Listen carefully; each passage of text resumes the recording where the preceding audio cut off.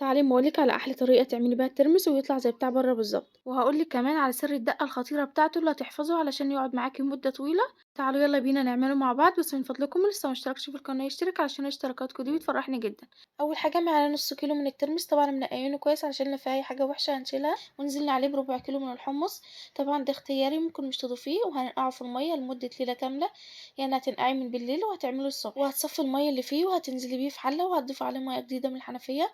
وهتحطي الحلة على النار لغاية لما تغلي معاكي، وهتسيبيها بعد الغليان لمدة 5 دقايق، وكل ما تغلي هتطلّي عليه أبيض زي ده هتشيليه، وطبعًا هتطفي النار عليها بعد 5 دقايق وهتسيبيه في المَيّة السخنة لغاية لما يبرد معاكِ تمامًا، وبعد كده هتصفّيه. وتعالوا بينا نعمله بقى دقة جميلة، هنجيب طبق غويط هننزل معلقتين من الملح ونص معلقة من الكمون ومعلقة من الشطة وعصير ليمونتين وهنقلبها كويس، وبكده الدقة بتاعتنا الجميلة بقت جاهزة معانا، هننزل بيها على الترمس وهنقلبها ونحفظه في التلاجة، وبألف هنا ليكم وأشوفكم في فيديو جديد إن شاء الله.